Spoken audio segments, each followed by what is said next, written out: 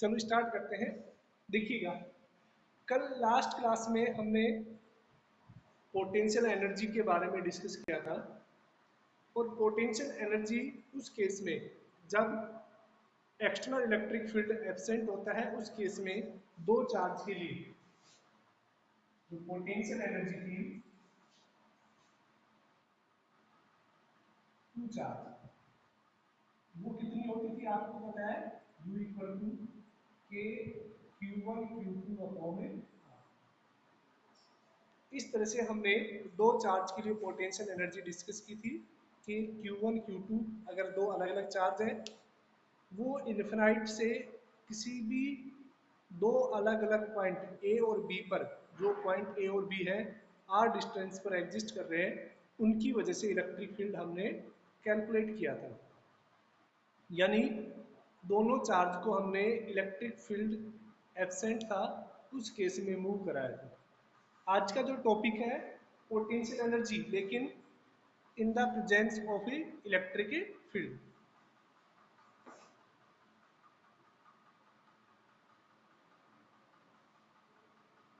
उससे related numericals आपको करने थे। मैंने बोला था कि ट्राइंगुलर के लिए हमने बता दिया था, स्क्वायर का आपकी बुक में था, उसको आपको करना था, ठीक है ना। देखिए नेक्स्ट हम बात करते हैं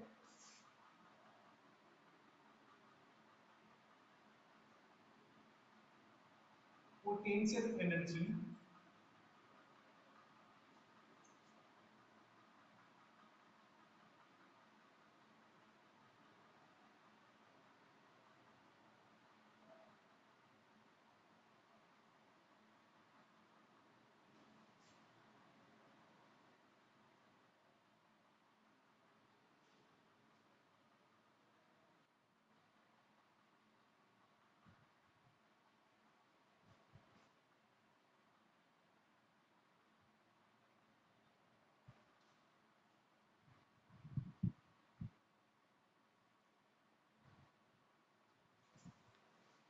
दिख रहा है सभी को।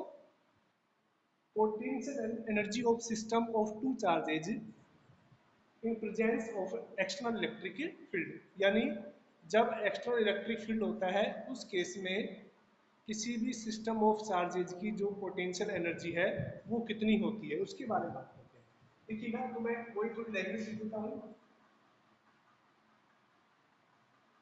Consider two charges Q1 and Q2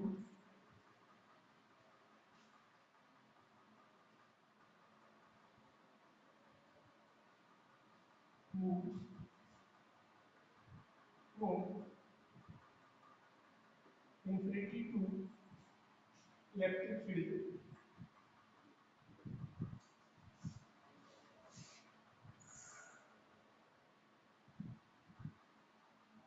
at point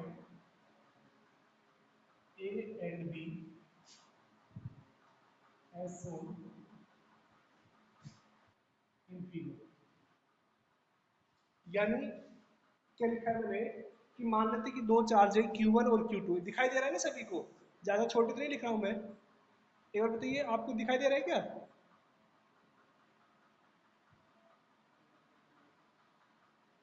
दिख रहा है प्रॉपर?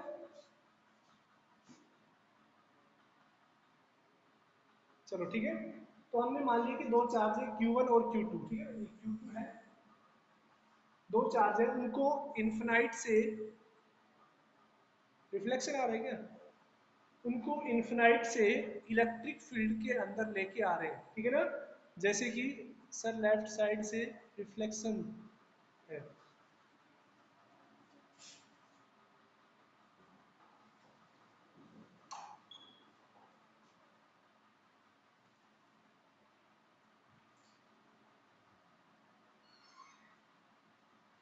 एक मिनट में सो इसको जब सोल्व करता हूँ।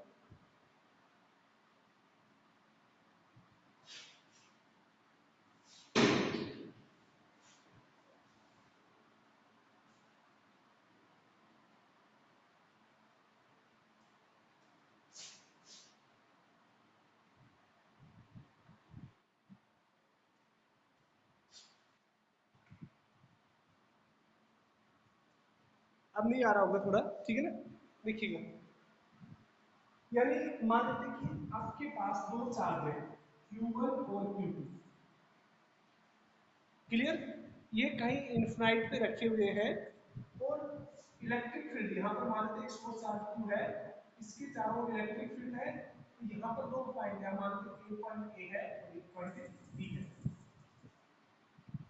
ठीक है। ये दो पॉइंट है, यहाँ पर हम क्या मानते हैं कि चार्ज Q1 और Q2 को मूव करा रहे हैं, किन चार्ज को मूव करा रहे हैं, Q1 और Q2 को, और मान लेते हैं कि ये जो डिस्टेंस है ए से लेके बी, ये हम मान लेते हैं कितनी है आर, ए से बी, यानी इस चार्ज के इलेक्ट्रिक फील्ड में या इस चार्ज के पोटेंशियल में यहाँ पर ए और बी ये दो चार्ज रखे हुए, सर अभी भी रिफ्लेक्शन आ रहा है, ज्यादा प्रॉब्लम आ रही है कि रिफ्लेक्शन की?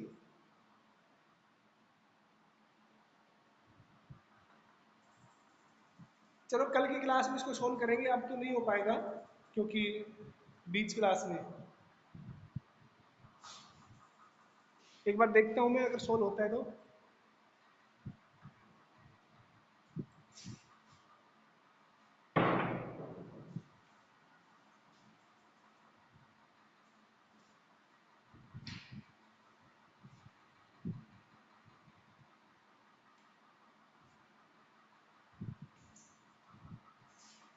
अब हुआ है कि कुछ कम?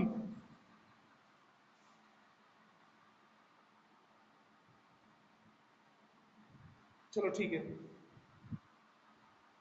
हाँ देखिएगा, तो हमने दो चार्ज मान लिया Q1 सॉरी ए और बी, ये इसे कोई भी चार्ज है, इसके एक्सटर्नल इलेक्ट्रिक फील्ड है, इसके फील्ड के अंदर ये दो चार्ज है, यहाँ पर हमें उन चार्ज Q1 और Q2 को मूव कराना है, लेके आना है, और हमें निकालना है कि कितना वर्क हम परफॉर्म करेंगे, ठीक है। तो हमने मान लिया ए और बी से, और ये दोनों डिस्टेंस कितनी मान लेते हम आर है, ठीक है, यूनिफॉर्म इलेक्ट्रिक फील्ड है, ठीक है।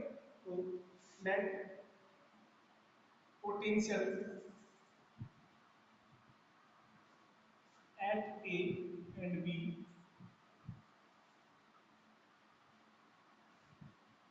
due to charge Q is B।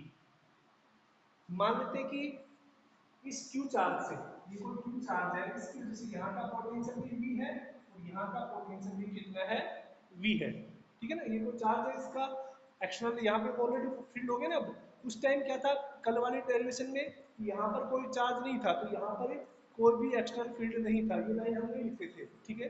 अब देखिए पहला work done by moving Q1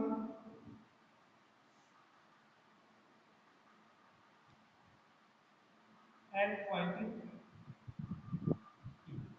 यानी अब हम निकाल रहे हैं इस Q1 को मूव करा रहे हैं हम, कहाँ पर लेके आ रहे हैं, ए पर लेके आ रहे हैं। जब एक्सटर्नल इलेक्ट्रिक फील्ड होता है उस टाइम क्या होता है, जीरो वर्क होता है, क्योंकि कोई भी रिपल्सिव फोर्स इस पे वर्क नहीं करता है, ठीक है। तो जब Q1 को ए पर लेके आएंगे तो आपको पता है वर्क बराबर क्या हो जाएगा, पोटेंशियल इंटू चार्ज, यही तो होता है वर्क बराबर क्या होता है, पोटेंशियल इनटू चार्ज, यानी W1 बराबर क्या हो गया, इस चार्ज की वजह से यहाँ पर पोटेंशियल कितना है, V है, हमने यूनिफॉर्म पोटेंशियल माना है। अगर यहाँ पर V1 और V2 अलग अलग होते हैं, दो पॉइंट, ये हमने मान लिया कि ये भी इक्वल डिस्टेंस पर है और ये भी इक्वल डिस्टेंस पर है। अगर आप अलग अलग मानते तो अलग अलग केस में आपके दोनों ही कंसिडर करने पड़ते, ठीक है ना। तो V इंटू Q1, ये फर्स्ट का वर्क हो गया, यही होता है वर्क, चार्ज इंटू पोटेंशियल, ठीक है। सिमिलरली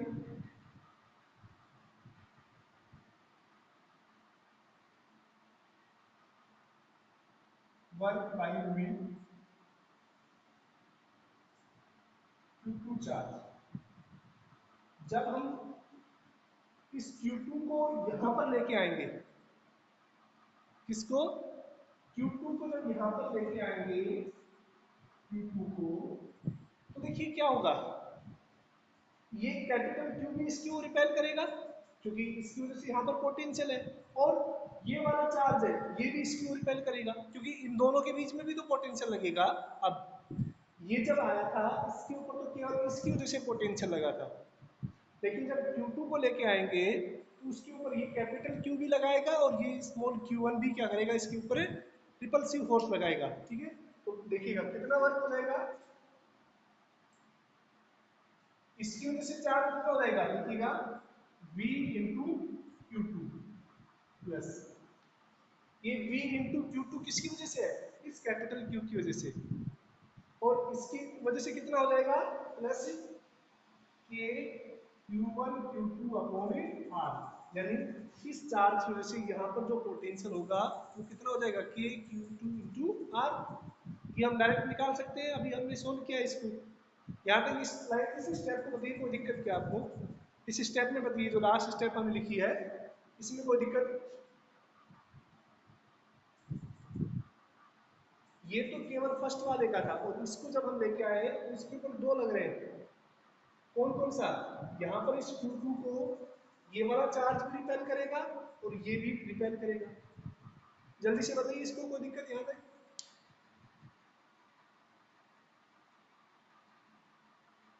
चलो ठीक है ना। अब यहाँ से देखिएगा हम निकाले थे टोटल वर्क, ठीक है ना। सो टोटल वर्क कितना हो जाएगा, W1 प्लस W, दिख रहा है ना आपको? थोड़ा मैं इधर शिफ्ट कर देता हूँ, एक बार इसका स्क्रीनशॉट ले लीजिए डायग्राम का, इस डायग्राम का स्क्रीनशॉट ले लीजिए।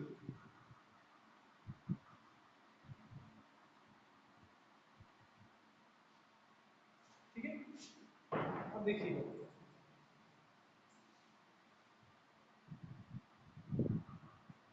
टोटल वर्क,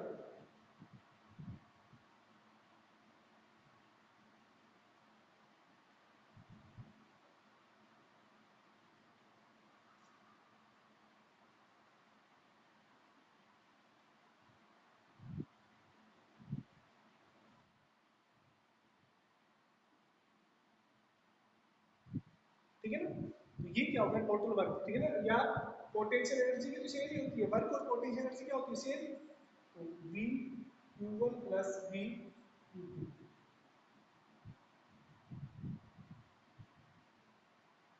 अब देखिएगा अगर आपकी ये जो ए और बी हमने लिए थे ना, अगर वो अलग अलग पोटेंशियल पर है, ठीक है ना, मैं यहाँ पे नोट डाल देता हूँ, if potential of A and B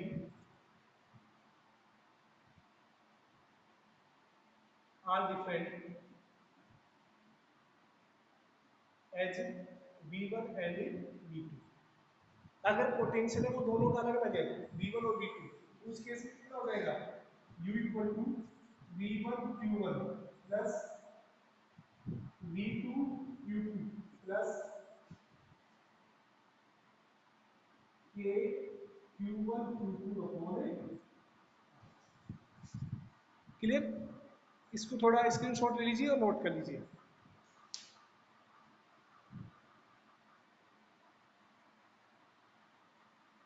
तो यहाँ तक कोई दिक्कत आपको, जल्दी से बताइए इसमें, जब in the presence of electric field, external electric field की प्रेजेंस में कितना पोटेंशियल होगा, इसके बारे में हम बात कर चुके हैं, इसका स्क्रीनशॉट ले लीजिए आप जल्दी से।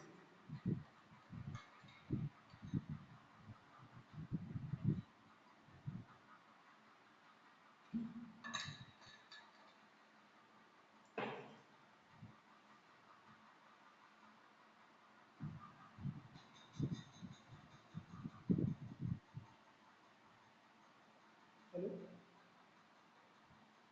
हाँ जी, सर मैं 2 मिनट में करता हूँ, कोई क्लास में होगी। हाँ हो गया होगा सभी का, कोई दिक्कत इसमें जल्दी से बताइए, कोई डाउट, बहुत इंपॉर्टेंट डेरिवेशन है, इससे न्यूमेरिकल भी आपकी बुक के अंदर है, थोड़ा रिप्लाई कर दिया करें।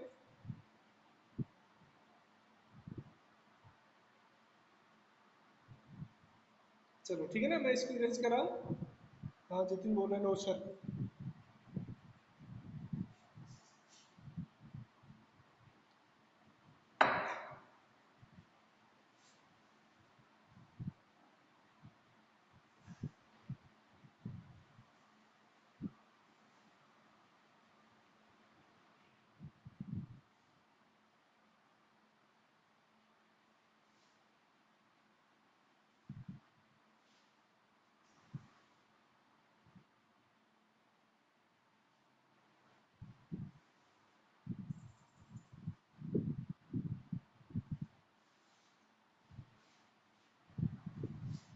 दो लाइक चार्ज होते हैं ना, जैसे दो पॉजिटिव चार्ज हो गए या दो नेगेटिव चार्ज हो गए। दो लाइक चार्ज है तो उनकी पोटेंशियल एनर्जी हमेशा पॉजिटिव होती है, और अनलाइक चार्ज की पोटेंशियल एनर्जी हमेशा नेगेटिव होती है, ये ध्यान रखना आप, ठीक है ना। लाइक चार्ज में के केस में क्या होता है, हम वर्क करते हैं सिस्टम पर, ठीक है ना। सिस्टम पर क्या करते हैं, वर्क करते हैं, जिससे क्या होता है, परफॉर्म होता है, यानी पॉजिटिव वर्क होता है। और जब सिस्टम के द्वारा वर्क किया जाता है तब वर्क नेगेटिव होता है। क्लियर। अब देखिएगा नेक्स्ट है सबसे important figure, potential energy of dipole in uniform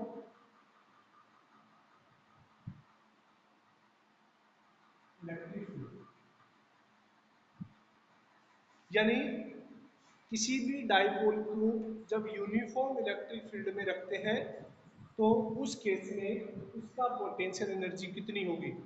बहुत इंपॉर्टेंट डेरिवेशन है, आपको याद रखनी है आपको कि potential energy of dipole in uniform electric field, ठीक है। यानी यूनिफॉर्म इलेक्ट्रिक फील्ड के केस में पोटेंशियल एनर्जी कितनी होगी।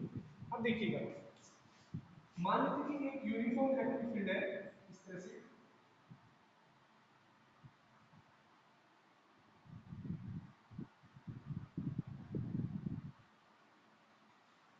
ठीक है। हमने यूनिफॉर्म इलेक्ट्रिक फील्ड ड्रॉ कर दिया। आपको पता है कि यूनिफॉर्म इलेक्ट्रिक फील्ड कब होता है, जब यूनिफॉर्म इलेक्ट्रिक फील्ड किसे कहते हैं, जब इलेक्ट्रिक फील्ड लाइंस एक दूसरे के पैरेलल हों और इक्वल डिस्टेंस पे हों, तो उस केस में हम क्या बोलते हैं, उनको यूनिफॉर्म इलेक्ट्रिक फील्ड बोलते हैं। अब देखिएगा, मान लेते कि एक डाइपोल है, इलेक्ट्रिक फील्ड लाइंस ऐसे जा रही है इस डायरेक्शन में, यानी इधर पॉजिटिव होगा कहीं पे। मान लेते कि डाइपोल है, ये जो डाइपोल हम मानते हैं,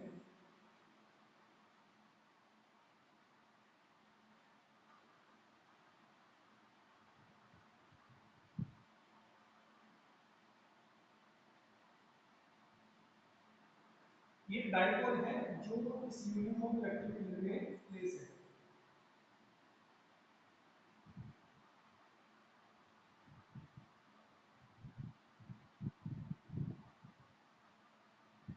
ये मान लीजिए यहाँ पर पॉजिटिव चार्ज है और ये कौन सा चार्ज है, डाइपोल में दो ही चार्ज होते हैं, एक पॉजिटिव चार्ज और एक पॉजिटिव वाला दिख रहा है क्या आपको, एक बार देख लेना,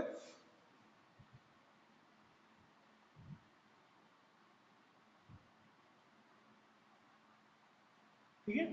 एक पॉजिटिव चार्ज है और एक नेगेटिव, ये यूनिफॉर्म इलेक्ट्रिक फील्ड में रखा हुआ है, ठीक है। ये डाइपोल है जो, ये यूनिफॉर्म इलेक्ट्रिक फील्ड में है। Clear.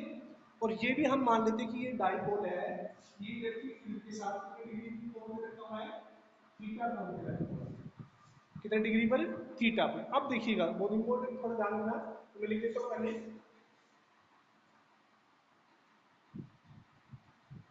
Consider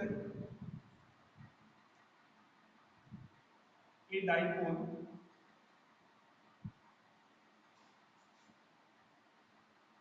placed in uniform electric field at angle theta। यदि हमने मान लिया कि जो डाइपोल है वो यूनिफॉर्म इलेक्ट्रिक फील्ड में कैसे रखा हुआ है, थीटा पे, ठीक है, थीटा से, ठीक है। अब देखिएगा, आपको पता है कि इस पॉजिटिव चार्ज पर इलेक्ट्रिक फील्ड की वजह से जो फोर्स लगेगा F, वो कितना हो जाएगा, Q इंटू ई हो जाएगा। फोर्स कितना हो जाएगा? Q इंटू ई।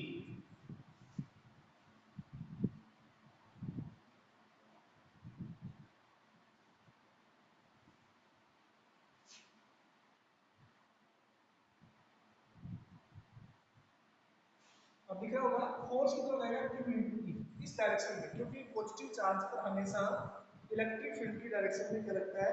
फोर्स लगता है। ये जो नेगेटिव चार्ज है इसके ऊपर भी फोर्स लगेगा इस डायरेक्शन में, यानी F इक्वल टू पड़ेगा Q इंटू ई। ये नेगेटिव डायरेक्शन में फोर्स हो गया, ठीक है। हेलो, हाँ जी, हाँ जी, हाँ जी, हाँ मैम, हाँ जी।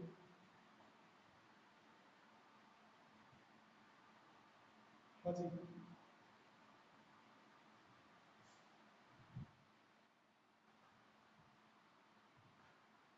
नहीं कोई नहीं है।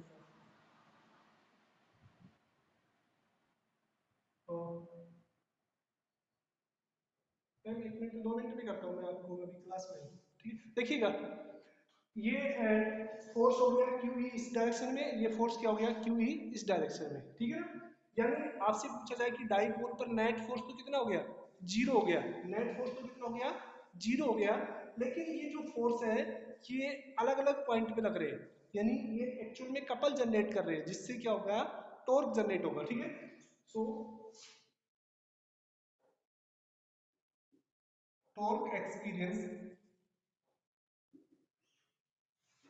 बाय डाइपोल, डाइपोल के द्वारा जो टॉर्क होता है वो कितना होता है? PE sine theta. आपने पढ़ा हुआ है पीई साइन थीटा टॉर्क, हमने फर्स्ट चैप्टर में पढ़ चुके हैं कि यहाँ पर पीई साइन थीटा क्या हो गया? इसका टॉर्क हो गया। अब देखिएगा, हमें इस डाइपोल को हल्का सा मूव कराते हैं, इस डाइपोल को हम हल्का सा मूव कराएंगे। मान लेते हैं कि इसको हमने स्मॉल एंगल डी थीटा से मूव कराया। कितना डिफ्लेक्ट किया हमने? एक स्मॉल एंगल डी थीटा से, थीटा से और डी थीटा हमने थोड़ा सा मूव कराया। तो आपको पता है कि मूव कराने में क्या करना पड़ेगा? आपको वर्क करना पड़ेगा। तो वो वर्क कैसे निकालेंगे उसके बारे में हम बात कर रहे हैं, ठीक है। तो देखिएगा, when dipole move by small angle D theta, then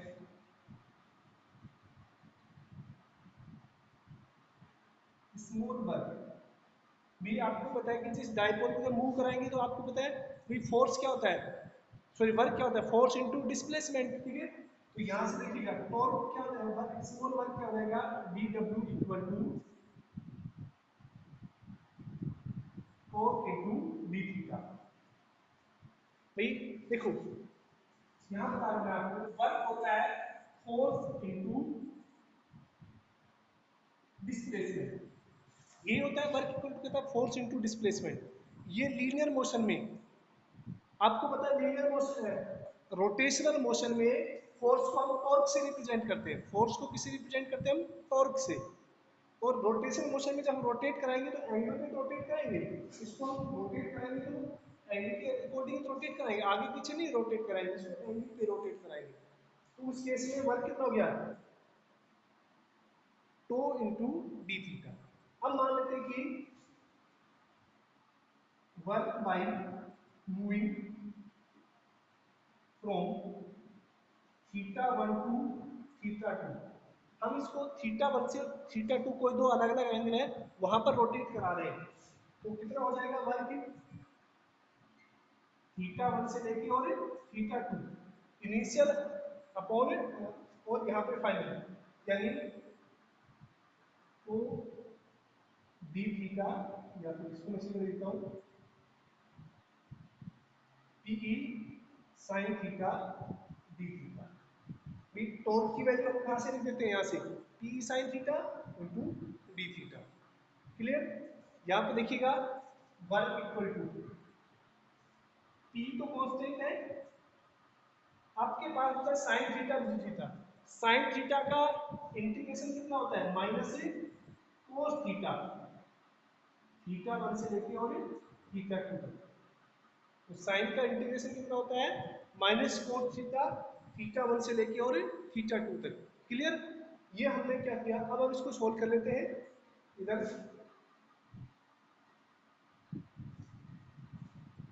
1 equal to minus PE, upper limit minus lower limit, ठीक है ना, cos theta 2 minus cos theta 1, minus को हमने बाहर ले लिया है, ठीक है। यहां से w equal to TE cos theta 1 minus cos theta 2। ये क्या हो गया आपके पास है, इस नेगेटिव को अंदर मल्टीप्लाई कर दिया अब हमने, तो कोस थीटा 1 माइनस कोस थीटा 2, ये आगे आ गया और ये पीछे हो गया, ठीक है। तो ये क्या होता है, किसी भी डायपोल को रोटेट कराने में जो वर्क होता है या पोटेंशियल एनर्जी, ठीक है ना, तो इसको आप लिख सकते हैं पोटेंशियल एनर्जी या वर्क। अब देखिए इसकी कंडीशन लिखता हूं मैं, if theta 1 equal to 0 degree, अगर थीटा 1 कितना है, 0 है, and theta 2 equal to, theta के मान लेते हैं, उस केस में पोटेंशियल एनर्जी का वर्क कितना हो जाएगा, PE cos theta minus PE cos theta. Clear? ये होता है आपको बच्चों पोटेंशियल एनर्जी ऑफ डाइपोल। कोई दिक्कत यहाँ पे जल्दी से बताइए, फिर इसको मैं थोड़ा सा और समझाऊंगा।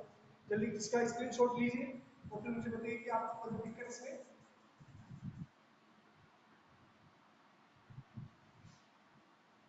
जल्दी बताइए इसका कोई दिक्कत।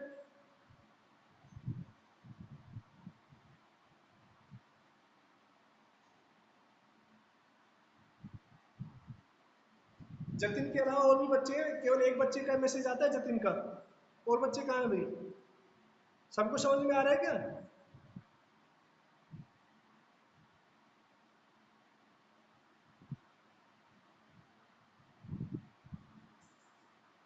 बताइए जल्दी से।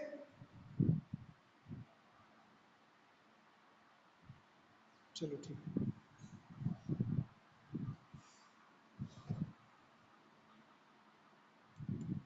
इसको स्क्रीनशॉट दीजिए जल्दी से।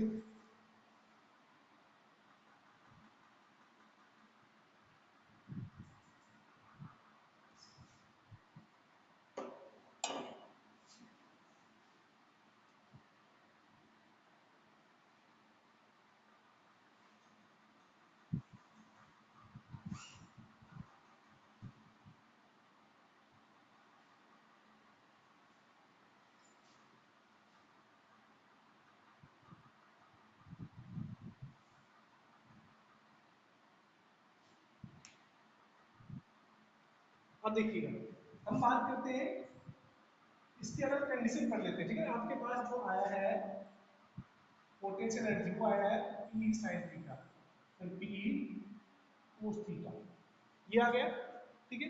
तो देखिएगा, first when theta equal to 0 degree, ठीक है ना, थीटा कितना है, 0 डिग्री, यानी ये डाइपोल है, ये बिल्कुल रखा हुआ है पैरेलल किसके, इलेक्ट्रिक फील्ड के। उस केस में यू कितना हो जाएगा, वो कितना हो जाएगा, 0। इसको बोलते हैं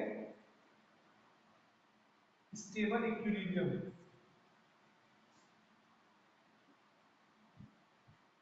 इसको क्या बोलेंगे हम, स्टेबल इक्विलिब्रियम। यानी इस केस में, सॉरी, इस केस में कितना हो जाएगा, यू हो जाएगा माइनस पीई, क्योंकि कोस 0 डिग्री कितना होता है, 1 होता है।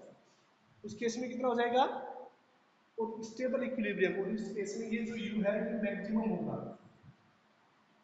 यू क्या होगा, मैक्सिमम, ठीक है। सेकंड है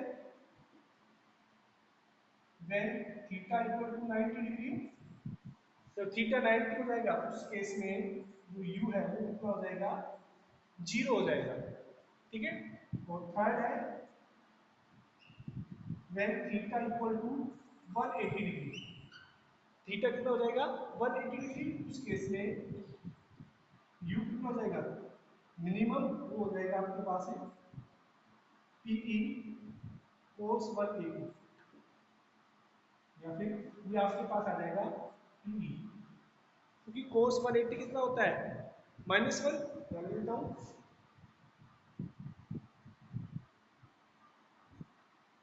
तो ये होता है अनस्टेबल।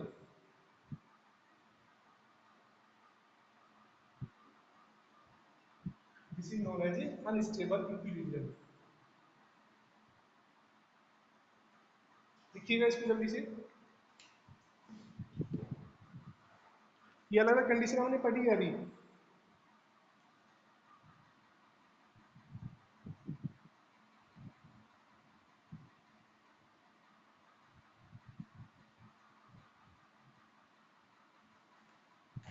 कई बार आपसे पूछ लिया जाता है कि स्टेबल इक्विलिब्रियम कब होता है, अनस्टेबल इक्विलिब्रियम कब होता है, ठीक है, कितने डिग्री पर।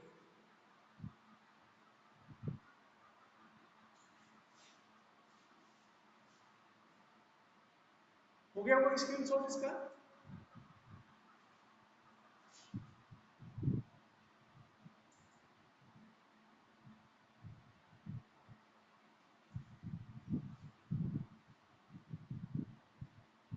चलो ठीक है, इसको है। देखिए आज की क्लास में इतना ही। नेक्स्ट टॉपिक हम नेक्स्ट क्लास में स्टार्ट करेंगे, क्योंकि वो थोड़ा बड़ा टॉपिक है, वो नहीं हो पाएगा आज, पूरा भी नहीं हो पाएगा। इससे रिलेटेड कोई क्वेश्चन वगैरह पूछना है तो बता दीजिए मुझे। एक बार मैं माइक सभी को ऑन कर देता हूँ। जो क्वेश्चन वगैरह पूछने किसी को बोलिएगा, कोई किसी का कोई क्वेश्चन वगैरह हो।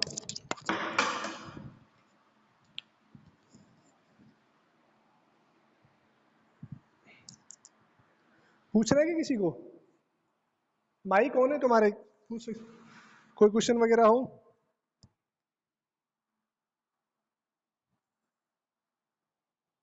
बुक वगैरह के क्वेश्चन किए हो, किसी क्वेश्चन में प्रॉब्लम हो।